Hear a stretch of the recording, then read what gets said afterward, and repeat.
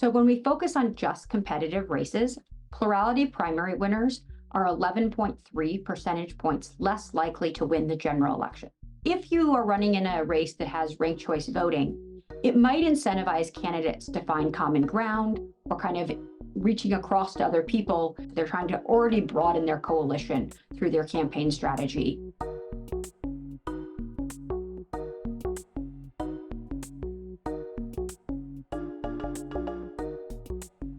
Hello, I am Rachel Hutchinson. I'm a senior policy analyst at Fairvote. I am here today with my co-author, Laurel Harbridge Young.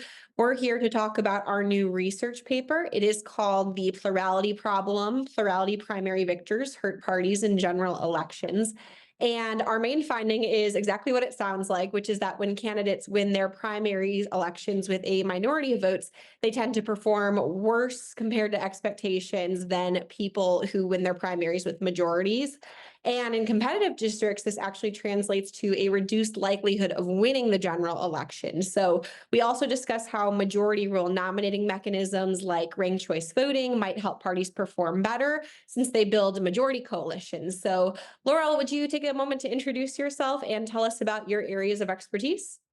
Sure. So I'm a professor of political science at Northwestern University. I'm also a faculty fellow at the Institute for Policy Research here.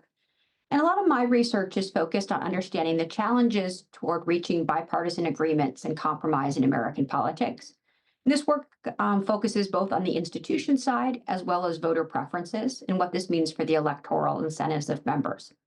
And so the current projects that I'm working on focus on primary elections at a number of different angles, thinking about the electoral incentives of legislators, as well as how the institutions shape candidate selection.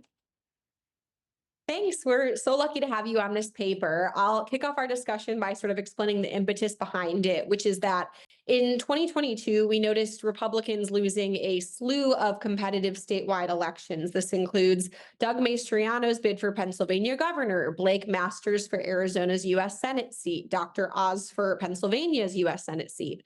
We also noticed that they are all plurality primary winners, which means they won their primary elections with a minority of votes. And that dynamic makes logical sense, right? How can we expect a candidate to do well in front of a general electorate if they don't even have majority support from their own party? So we wanted to discover whether these examples are part of a broader pattern that affects both Democrats and Republicans over time.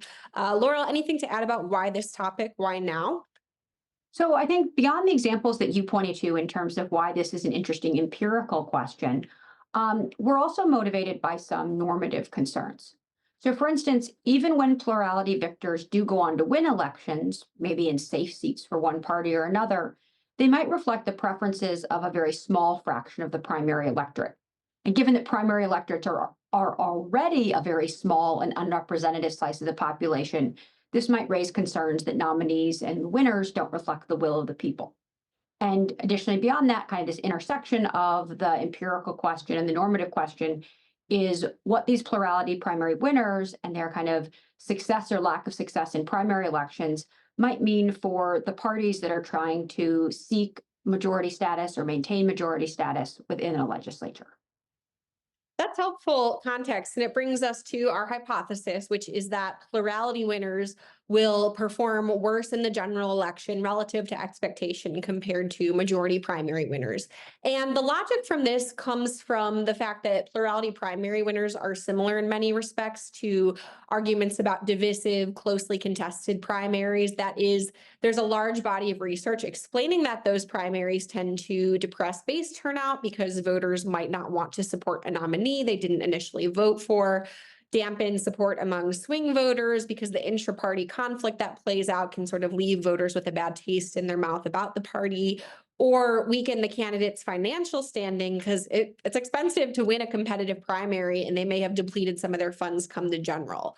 So where this has been studied, the results have been mixed or conditional. Some say the hypothesis is right, some say it's not. Some studies suggest it depends on the competitiveness of the general, on the type of election, so presidential versus House and Senate versus gubernatorial. So to answer our question, we looked at all of the above. We looked at all House, Senate, and gubernatorial elections from 2010 to 2022. where at least one of the candidates won a primary that had at least 3 candidates competing, because those are the only kinds where it's possible to have a plurality winner. So our data set ended up with over 1,300 general election candidates, about half plurality winners, about half majority winners. And for each, we measured their performance against expectations. So to give an example, for their actual performance, we looked at the candidates' actual two-party split share of the general election vote. So, for example, Doug Mastriano, he was the Pennsylvania Republican gubernatorial nominee in 2022. He won 42.5% of the two-party split. We took that value and compared it to his expected performance, which is the district or state level partisanship. That basically means the amount by which the district or state favors the candidate's party, how we would expect a generic candidate from that party to perform. And that just comes from the two-party split in the most recent presidential election in that jurisdiction. So what we got for 2022, we would expect a Republican generic candidate to win about 51.7% of the vote. So for every candidate in our data set, we ended up with a performance against expectation value, the difference between the two. A higher value indicates the candidate performed better than expectation. Lower means they performed worse. Doug Mastriano's score or performance was negative 9.2. So he performed about 9% worse than we'd expect a general Republican to perform in that race. Laurel, can you explain how we use this data to test our hypothesis and walk us through the results? Sure. So to recap what Rachel was saying in terms of our expectation, is that our expectation is that there is going to be a negative relationship between being a plurality primary winner, so that is winning your primary with a plurality instead of a majority, and your performance in the general election relative to expectation. And so we use linear regression models to test this relationship. So for those of you who aren't familiar with regression models, if we just had these two variables, we could think about plotting them with one on the x-axis and one on the y-axis, and the regression model would be the line of best fit between these two different variables. However, the advantage of regression models, which is going to use that same insight but extend it to have more variables in the model, is that we can include control variables. So control variables, the most important ones to include, are things that might be correlated with both the likelihood of winning the primary and being the likelihood of winning the primary as a plurality and with your general election performance. So we want to control for the types of things that might be important for both of these. So we control for things like whether the candidate is an incumbent, whether the general election challenger from the other party is an incumbent, the advantage for the candidate's party in recent polling, whether they share the same party as the president, including and whether it's a midterm year or a presidential year, since the president's party tends to do well in presidential years, but worse in midterm years, the type of race, among other things. And in terms of what we find, the key finding, which Rachel highlighted at the beginning, is that winning with a plurality as opposed to a majority is associated with a statistically significant decline in general election performance relative to expectation by 1.5 percentage points. So this is a relatively small effect, but it can matter in close elections.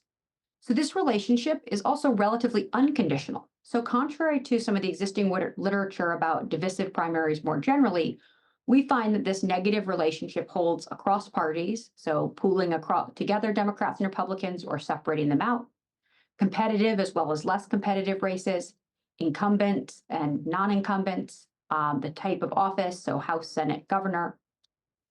We also modeled the likelihood of winning the election. So perhaps what matters is not just what the actual vote share is.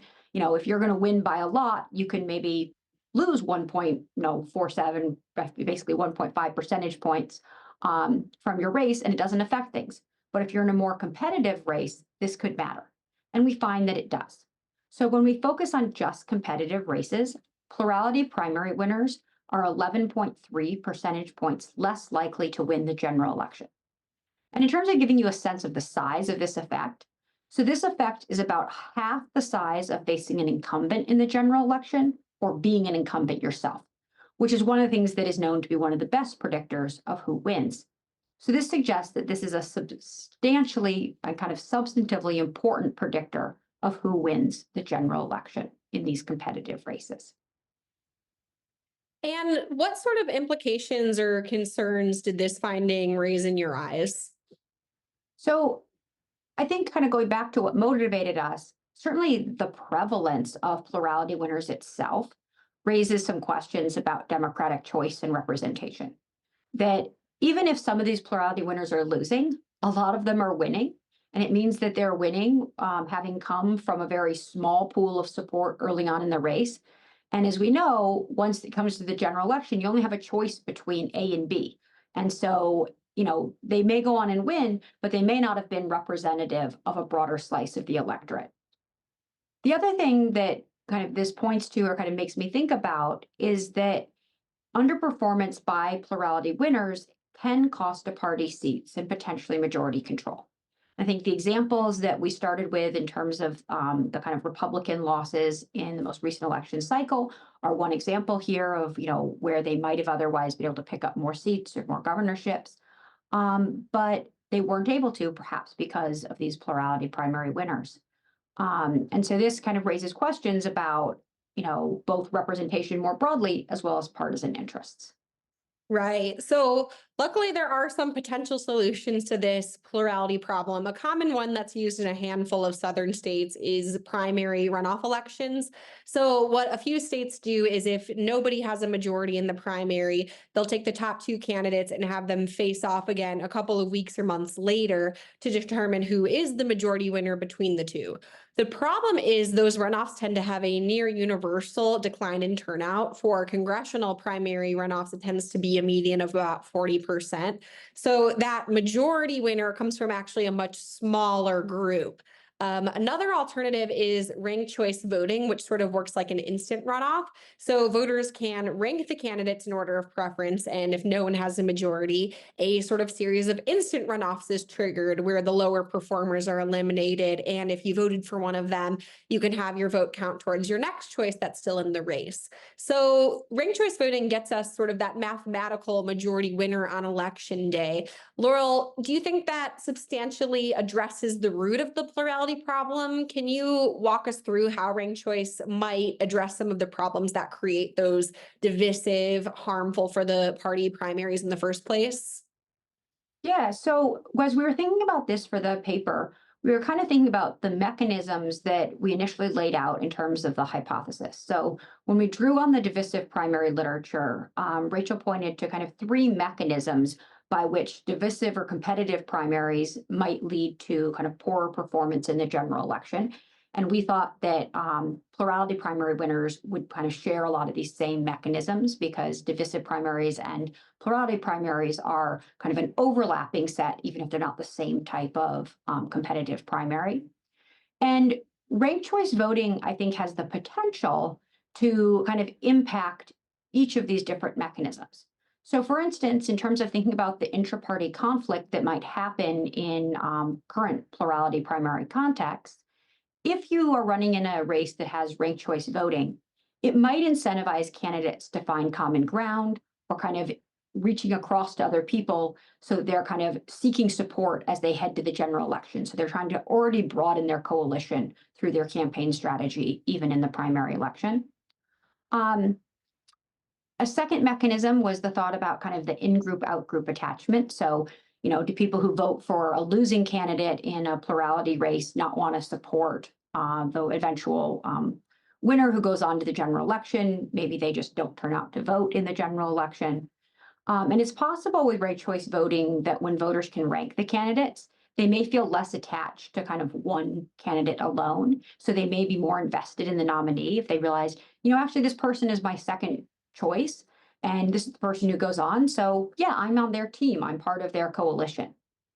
And so, when we think about things in this way, we can say, well, maybe it would mitigate the types of mechanisms that might cause the problems with plurality primaries in the first place. Yeah, and the Virginia GOP 2021 gubernatorial primary stands out to me as an example of that. They used ranked choice voting. And Glenn Youngkin, he won just sort of a third of votes in the first round, but grew his share to 55% in the final round. So we're seeing that thing you talked about where more voters are becoming invested in the nominee as the rounds go on. And from what I understand, that primary campaign was really characterized by red meat conservative issues, not super divisive. And then the nominee came out and won a competitive race that the GOP hadn't won in years. So we have some initial evidence helping with that. And I'll finish things up with this story. So, returning to the slew of plurality winners we noticed in 2022, a lot of them came from Arizona. So, think Kari Lake for governor, Blake Masters for US Senate, even Mark Fincham for Secretary of State. Arizona Republicans really lost nearly every statewide contest in 2022. And so what happened is Arizona GOP officials sort of met in secret to tell potential 2024 US Senate candidates to please play nice to avoid the sort of thing that happened in 2022. And I know these conversations have happened in some other states too, but if you ask me, that's pretty wishful thinking. A slap on the wrist just isn't going to do the trick. Parties have just lost control over who runs in their primaries, what positions they take, how they campaign. So, as an example of that, research shows that the number of federal primaries with more than 3 candidates has tripled over the past 20 years. The opportunity for plurality wins, therefore, is only increasing. And if in these competitive primaries, edging out opponents with divisive behavior or a plurality of votes is an effective way to win, I see candidates likely to continue that behavior, regardless of whether doing that leaves the party worse off for the general election. However, what parties can do in many cases is change the rules of how they elect nominees. So, ranked choice voting may not only produce majority winners, but change the incentives for how candidates campaign in primary elections and therefore how the party presents itself before the general election. That's all the content we have. I want to thank Laurel for dedicating her time and expertise to this topic, and we will see you all next time.